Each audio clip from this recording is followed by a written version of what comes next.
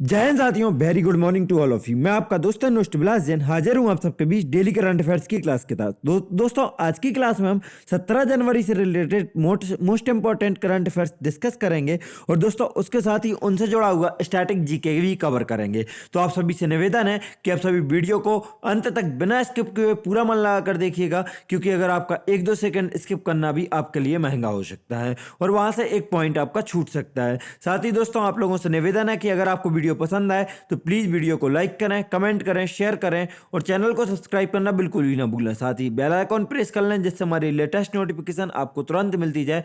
और दोस्तों, प्लीज ज्यादा से ज्यादा शेयर करें ताकि ज्यादा से ज्यादा स्टूडेंट्स तक यह वीडियो पहुंच सके। अब आपका ज्यादा समय ना लेते हुए देखते हैं आज का पहला प्रश्न। आज का पहला प्रश्न है, बायोमेट्रिक आधारित बैंकिंग भुगतान के लिए हाल ही में किस बैंक ने मिंकासू पे के साथ समझौता किया है? आपके ऑप्शन है A Bank of Baroda, B Canara Bank, C Bank of India और डी एक्सिस बैंक। तो दोस्तों याद रखिए कि बायोमेट्रिक आधारित बैंकिंग भुगतान के लिए हाल ही में एक्सिस बैंक ने मिंकासू पे के साथ समझौता किया है। दोस्तों, एक्सिस बैंक ने हाल ही में बायोमेट्रिक आधारित बैंकिंग भुगतान के लिए मिंकासू पे के साथ समझौता किया है। इस भुगतान का समय 50 से 60 सेकंड से घटाकर केवल 2 से 3 सेकंड कर देगा और लेन देन को की सफलता दर में भी वृद्धि करेगा। तो दोस्तों, यह स्पीड बढ़ाने के लिए मिकासू पे से एक्सिस बैंक ने अपनी समझौता किया है और इसमें क्या होगा कि जो 50 से 60 सेकंड लगते थे एक ट्रांजैक्शन के, वह 2 से 3 सेकंड लगेंगे हद से हद एक ट्रांजैक्शन के। इसलिए क्या होगा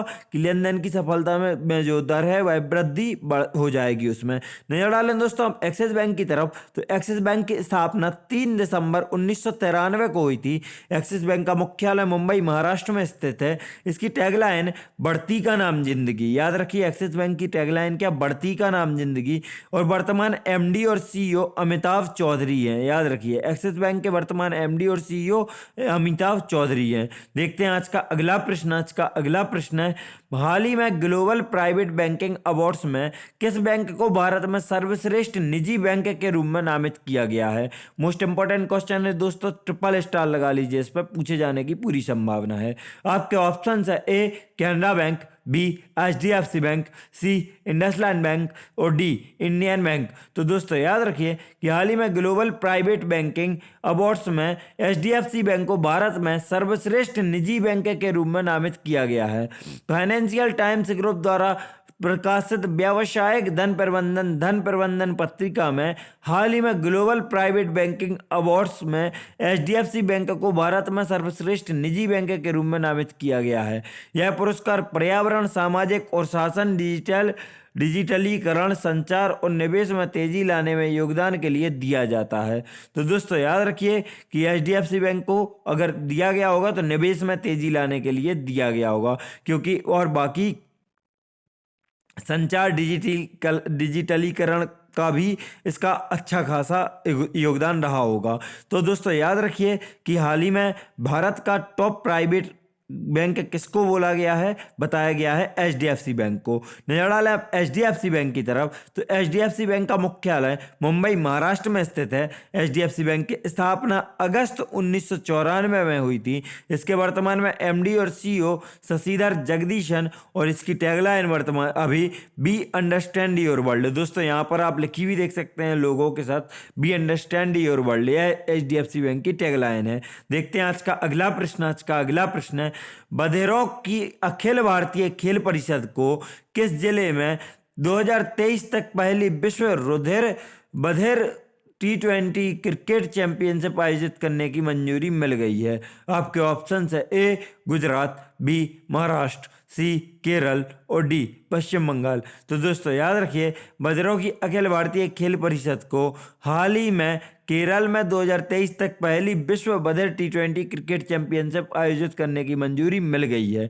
दोस्तों यह मंजूरी किसने दी तो आपको पता लगेगा कि बधिरों की अखिल भारतीय खेल परिषद AISCD, इसका फुल फॉर्म क्या होगा? तो याद रखें all India sports council of the deaf. याद रखें क्या, अखिल भारतीय बधिर क्रीड़ा परिषद को हाल ही में केरल में 2023 तक पहली विश्व बधिर T20 क्रिकेट चैंपियनशिप आयोजित करने की मंजूरी बधिरों के लिए खेल की अंतर्राष्ट्रीय समिति के द्वारा मिल गई है। इस चैंपियनशिप में कम से कम 8 देशों के भाग लेने की उम्मीद है। तो दोस्तों याद रखिए कि अगर आपसे पूछा जाए कि बधिरों का पहला T20 क्रिकेट चैंपियनशिप कहाँ आयोजित हुआ, तो भारत में, और भारत में कहाँ, तो केरल में आयोजित होगा। ध्यान रखिए दोस्तों। देखते हैं आज का अगला प्रश्न। उसके पहले देखेंगे दोस्तों केरल को। तो जैसा हमें पता है, अफ्रीका में इंडिया में एक केरल नीचे साइड। इसकी अगर सीमाएं देखेंगे आप, तो कर्नाटका और तमिलनाडु से सीमा लगती है दोस्तों। अरब सागर से भी यह सीमा टच करता है। अब इसके आगे देखें अगर हम केरल के बारे में, तो केरल की राजधानी तिरुवनंतपुरम है। केरल की स्थापना 1 नवंबर 1956 को हुई थी। केरल के राज्यपाल वर्तमान में आर एम मोहम्मद खान और मुख्यमंत्री पिनाराई विजयन है। केरल के पड़ोसी राज्य दोस्तों तमिलनाडु, कर्नाटक, दो पड़ोसी राज्य हैं। बांध देखें तो इडुक्की बांध जो कि पेरियार नदी पर, मुल्ला पेरियार बांध यह भी पेरियार नदी पर, और चिमनी बांध चिमनी नदी पर। 3 बांध प्रमुख हैं, याद रखना है जो आपको केरल से रिलेटेड। आगे देखें केरल के राष्ट्रीय उद्यान, तो एराविकुलम राष्ट्रीय उद्यान, साइलेंट वैली राष्ट्रीय नेशनल पार्क, चिनार वन्यजीव अभ्यारण्य, कुमारकोम पक्षी अभ्यारण्य, पेरियार वन्यजीव अभ्यारण्य, इडुक्की वन्यजीव अभ्यारण्य और वायनाड वन्यजीव अभ्यारण्य। याद रखिए दोस्तों, ये सारे राष्ट्रीय उद्यान और वन्यजीव अभ्यारण्य हैं। आगे देखा प्रमुख पर्यटन स्थल में पद्मनाभ स्वामी मंदिर, सबरीमाला मंदिर, कालामंडलम, यह कहाँ है सब, तो केरल में। याद रखिए दोस्तों, आप बहुत अच्छे से याद रख सकते हैं पद्मनाभ स्वामी मंदिर, क्योंकि यह पूछा गया है कई बार। सबरीमाला मंदिर पूछा जाता है, तो इसको भी रखिए, और कालामंडलम याद रखिए। आगे देखें दोस्तों, तो केरल का कोच्चि बंदरगाह को अरब सागर की रानी कहा जाता है। केरल का जो कोच्चि बंदरगाह है, इसे अरब सागर की रानी कहा जाता है। केरल में बहने वाली पेरियार नदी को केरल की जीवन रेखा कहा जाता है। और दोस्तों आगे अगर आप केरल से जुड़े पॉइंट्स देखें, तो भारत का पहला साक्षर राज्य केरल है। भारत में सबसे कम मृत्यु दर वाला राज्य भी केरल है। याद रखना दोस्तों, सबसे कम शिशु मृत्यु दर कहाँ की है, केरल की। भारत में अधिकतम जीवन प्रत्याशा केरल राज्य की है। जीवन प्रत्याशा से मतलब जीवन की उम्मीद, यानी कितने साल तक का एवरेज जीवन आता है, तो जीवन प्रत्याशा केरल राज्य की सबसे ज्यादा है। केरल में लिंगानुपात प्रत्येक 1000 पुरुष के लिए 1084 महिला है, मतलब सकारात्मक है। तो याद रखिए दोस्तों, सबसे अच्छा लिंगानुपात किस राज्य का है, केरल का ही। देखते हैं आज का अगला प्रश्न है, निम्न में से किस विश्वविद्यालय के प्रोफेसर रघुवेंद्र तंवर को हाल ही में भारतीय ऐतिहासिक अनुसंधान परिषद का अध्यक्ष नियुक्त किया गया है। आपके ऑप्शन है, ए पुणे विश्वविद्यालय, बी दिल्ली विश्वविद्यालय, सी बेंगलुरु विश्वविद्यालय, और डी कुरुक्षेत्र विश्वविद्यालय। तो दोस्तों याद रखिए कि हाल ही में कुरुक्षेत्र विश्वविद्यालय के प्रोफेसर रघुवेंद्र तंवर को हाल ही में भारतीय ऐतिहासिक अनुसंधान परिषद का अध्यक्ष नियुक्त किया गया। याद रखिए दोस्तों, कहां से हैं, तो कुरुक्षेत्र विश्वविद्यालय से। कुरुक्षेत्र विश्वविद्यालय के प्रोफेसर रघुवेंद्र तंवर को हाल ही में 3 वर्ष की अवधि के लिए भारतीय ऐतिहासिक अनुसंधान परिषद का अध्यक्ष नियुक्त किया गया है। इस परिषद का उद्देश्य ऐतिहासिक अनुसंधान को बढ़ावा देना और दिशा देना है, साथ ही वैज्ञानिक लेखन को प्रोत्साहित करना और बढ़ावा देना है। लेकिन दोस्तों याद रखिए कि यह अगर आपसे क्वेश्चन उल्टा पूछ लिया जाए, कि अगर आपसे पूछा जाता है कि भारतीय ऐतिहासिक अनुसंधान परिषद के अध्यक्ष को किसे बनाया गया है, तो भी आप नाम याद रखें, प्रोफेसर रघुवेंद्र तंवर। याद रखना है दोस्तों, प्रोफेसर रघुवेंद्र तंवर को हाल ही में भारतीय ऐतिहासिक अनुसंधान परिषद का अध्यक्ष नियुक्त किया गया है। देखते हैं आज का अगला प्रश्न है, 2 दिवसीय कचाई लेमन फेस्टिवल का 18वां संस्करण हाल ही में किस राज्य में शुरू हुआ। दोस्तों याद रखिए, आपके ऑप्शंस है, ए मणिपुर, बी केरल, सी पंजाब, और डी सिक्किम। तो दोस्तों याद रखिए कि 2 दिवसीय कचई लेमन फेस्टिवल का 18वां संस्करण मणिपुर राज्य में शुरू हुआ है। दोस्तों मणिपुर के उखरूल जिले में के कछाई गांव में हाल ही में 2 दिवसीय कछाई लेमन फेस्टिवल का 18वां संस्करण शुरू हुआ है। इस कछाई लेमन फेस्टिवल का आयोजन अनोखे प्रकार के नींबू फल को बढ़ावा देने और नींबू किसानों को प्रोत्साहित करने के लिए किया जाता है। दोस्तों इस फेस्टिवल के दौरान कुल मिलाकर 260 स्टॉल लगाए जाएंगे, और इस वर्ष महोत्सव का आयोजन सुरक्षित व पर्यावरण और ग्रामीण परिवर्तन के लिए जैविक कचाई नींबू विषय के रूप में किया जा रहा है। दोस्तों याद रखिए विषय क्या है, तो आपको याद रखना है सुरक्षित पर्यावरण और ग्रामीण परिवर्तन के लिए जैविक कचाई नींबू। दोस्तों जैविक कचाई नींबू का यह 18वां संस्करण होगा, तो आप यह भी याद रखिए। और कहाँ, तो यह मणिपुर में आयोजित किया जा रहा है, यह भी याद रखिए। दोस्तों अब देखते हैं आज का अगला प्रश्न। सॉरी, उसके पहले देखेंगे मणिपुर को। तो मणिपुर की अगर हम सीमा देखें, मैप के सहारे देखते हैं दोस्तों, तो नागालैंड से, असम से और यहाँ पर मिजोरम से इसकी सीमा लग रही है। साथ में म्यांमार से इसकी क्या लग रही है, तो अंतर्राष्ट्रीय सीमा याद रखना है। दोस्तों आपको बता दें हम मणिपुर की राजधानी इम्फाल है। मणिपुर की स्थापना 1 जनवरी 1972 को हुई। मणिपुर के राज्यपाल वर्तमान में ला गणेशन और मुख्यमंत्री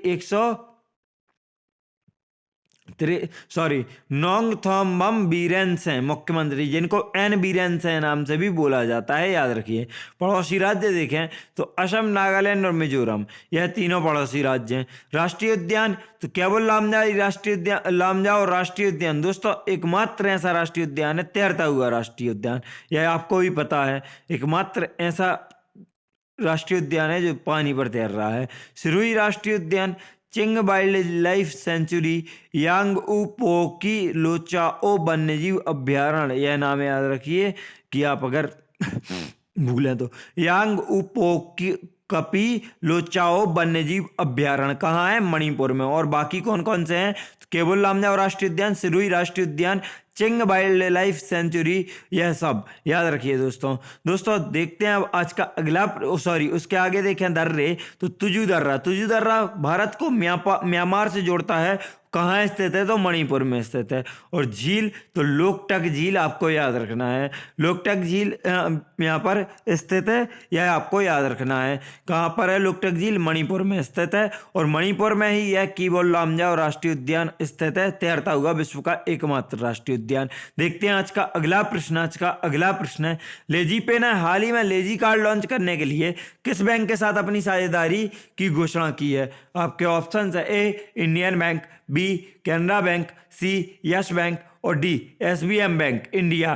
तो दोस्तों याद रखिए लेजीपे ने हाल ही में लेजी कार्ड लॉन्च करने के लिए एसबीएम बैंक का इंडिया का लॉन्च करने के लिए एसबीएम बैंक इंडिया के साथ अपनी साझेदारी की घोषणा की है। दोस्तों पेयू फाइनेंस के अब बाय नाउ पे लेटर समाधान लेजीपे ने हाल ही में लेजी कार्ड लॉन्च करने के लिए एसबीएम बैंक इंडिया के साथ अपनी साझेदारी की घोषणा की है, जो कि एक क्रेडिट लाइन द्वारा समर्पित प्रीपेड भुगतान साधन है जो वीजा भुगतान नेटवर्क पर काम करता है। दोस्तों याद रखिए कि यह किसके साथ साझेदारी हुई है, तो एसबीएम बैंक के साथ हुई है। और किसने, लेजीपे ने लेजी कार्ड लॉन्च करने के लिए की है। दोस्तों याद रखिए कि यह एसबीएम बैंक और लेजीपे का लेजी कार्ड लॉन्च करने के लिए एक साझेदारी है।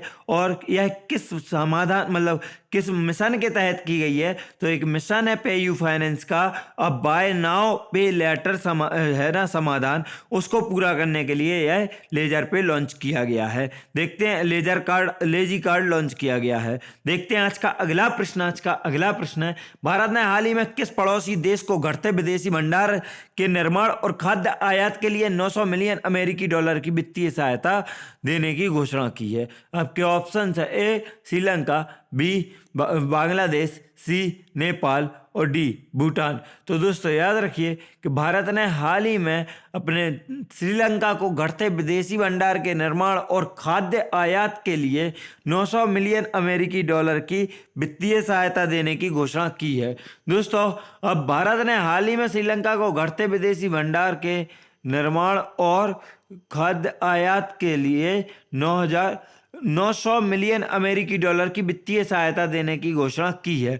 और श्रीलंका आयात के भुगतान के लिए डॉलर की कमी के कारण लगभग सभी आवश्यक वस्तुओं की कमी का सामना कर रहा है। भारत आरबीआई के माध्यम से अपना समर्थन बढ़ा रहा है। श्रीलंका में भारतीय उच्चायुक्त गोपाल बागले ने कावराल से मुलाकात की और आरबीआई द्वारा 900 मिलियन अमेरिकी डॉलर से अधिक की सुविधाओं के विस्तार के मद्देनजर श्रीलंका को भारत का मजबूत समर्थन व्यक्त किया। नजर डाले श्रीलंका की तरफ तो श्रीलंका की राजधानी श्री जयवर्धनेपुरा कोट्टे है तथा यहाँ की मुद्रा श्रीलंकाई रुपया है। वर्तमान में राष्ट्रपति गोटबाया राजपक्ष तथा प्रधानमंत्री महेंद्र राजपक्ष हैं। तो याद रखिए दोस्तों, श्रीलंका की राजधानी जयवर्धने कोट्टे है। श्रीलंका का पूर्व में नाम क्या था? तो सीलोन। और श्रीलंका की सबसे बड़ी तथा पवित्र नदी कौन सी है? तो महावैली गंगा। याद रखिए। देखते हैं आज का अगला प्रश्न है, हाल ही में कौन से ढाका अंतर्राष्ट्रीय फिल्म महोत्सव का आयोजन किया जा रहा है? आपके ऑप्शन है ए 18वें, बी 19वें, सी 20वें और डी 21वें। तो दोस्तों याद रखिए कि हाल ही में 20वां ढाका अंतर्राष्ट्रीय फिल्म महोत्सव का आयोजन किया जा रहा है। दोस्तों इस महोत्सव में 70 देशों की 225 फिल्में और 10 श्रेणियों के तहत प्रदर्शित की जाएंगी और 15 से 25 जनवरी के बीच ढाका के बीच स्थानों पर प्रदर्शित किया जाएगा। फिल्म फेस्टिवल का आयोजन हाइब्रिड मोड में किया जा रहा है, जिसमें फेस्टिवल के दौरान कई फिल्में ऑनलाइन स्ट्रीम की जा रही हैं। DIFF बीमन इन सिनेमा अंतर्राष्ट्रीय सम्मेलन के 8वें संस्करण के साथ साथ फेस्टिवल के दौरान best meet in east screenplay lab के 4थे संस्करण का भी आयोजन करेगा। दोस्तों ढाका इंटरनेशनल फिल्म फेस्टिवल का आयोजन 1977 में स्थापित रेनबो फिल्म सोसाइटी 1992 में शुरू किया गया। तो याद रखिए दोस्तों कि कौन सा संस्करण है ढाका अंतर्राष्ट्रीय फिल्म महोत्सव का? तो 20वां। कहाँ आयोजित किया जाएगा? तो ऑब्वियस है, नाम ढाका लगा है तो बांग्लादेश की राजधानी ढाका में। दोस्तों आगे याद रखिए, अगर आपसे पूछा जाता है ढाका के उपनाम तो आया है, बता दें, ये कहीं आपको बहुत मुश्किल से देखने मिलेगा। तो ढाका को वैसे मस्जिदों का शहर और रिक्शों की राजधानी बोला जाता है। याद रखिए दोस्तों, रिक्शों की राजधानी और मस्जिदों का शहर साइकिलों को बोला जाता है। देखते हैं आज का ढाका को बोला जाता है रिक्शों की राजधानी और मस्जिदों का शहर। याद रखिए। देखते हैं आज का अगला प्रश्न है, हाल ही में कौन सा देश भारत से ब्रह्मोस क्रूज मिसाइलें खरीदेगा? आपके ऑप्शन है ए रूस, बी बांग्लादेश, सी फिलीपींस और डी श्रीलंका। तो दोस्तों याद रखिए, हाल ही में फिलीपींस भारत से ब्रह्मोस क्रूज मिसाइल खरीदेगा। फिलीपींस अपनी नौसेना के लिए ब्रह्मोस और सौर आधारित क्रूज मिसाइल सिस्टम की खरीद का ऑर्डर देने वाला पहला विदेशी देश बन गया है।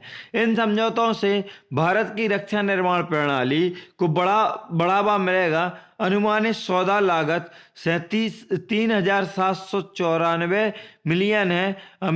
BrahMos aerospace private limited Philippine नौसेना के साथ सौर आधारित एंटी शिप मिसाइल सिस्टम अधिग्रहण परियोजना के तहत मिसाइल की आपूर्ति करेगा। तो दोस्तों याद रखिए कि यह कितने में कॉन्ट्रैक्ट हुआ है? तो 3,749 मिलियन में हुआ है। देखते हैं आज का आगे फिलीपींस को। तो फिलीपींस की राजधानी मनीला है, फिलीपींस की मुद्रा पेसो और राष्ट्रपति कैलिंद है।